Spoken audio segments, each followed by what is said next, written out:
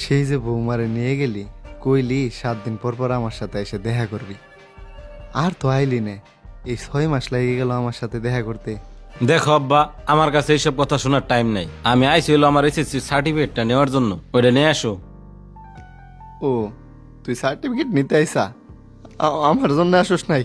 এত ড্রামা করে না তো। সার্টিফিকেটটা কোন জায়গা আছে, চলো বের করি। আমার আবার চলে যাইতে হইব। কেন, তুই থাকবি না? এতদিন পরে আইলি, আমার কাছে 2টা দিন থাক।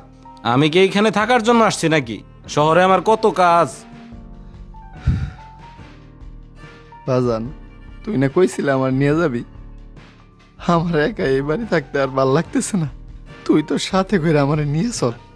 না, তোমাকে ওইখানে নেওয়া যাবে না। আমার ফ্ল্যাটে মাত্র 4টা রুম। আমাদেরই ওইখানে থাকতে কষ্ট হয়, আবার মাঝে মধ্যে আমার শ্বশুর শাশুড়িও আসে। তোমার জন্য ওইখানে জায়গা নাই। কি সব ছোট পোলাপানের মতো আবদার করে বসে থাকো। আর তুমি এত বারে বারে ফোন দিয়ে আমাকে বিরক্ত করো কেন? তুমি জানো না আমি কাজে কত ব্যস্ত থাকি। তুমি আর আমাকে ফোন দিও না, আমি আর গ্রামে আসবো না। আর তোমার যত টাকা লাগে আমি প্রতি মাসে পাঠাই দেবো। না রে বাজান, তাইলে আর তোর আমার জন্য টাকা পাঠাইতে হইব না। টাকা পাঠাই দেবো না মানে? টাকা না পাঠাইলে খাইবা কি, বাঁচবা কেমনে? শোন মাহফুজ, আমার দরকার তোরে, তোর টাকা আমি চাই না। তুই যখন আমার কাছে আসতেই পারবি না, তাইলে তোর টাকা দিয়ে আমি কি করুম?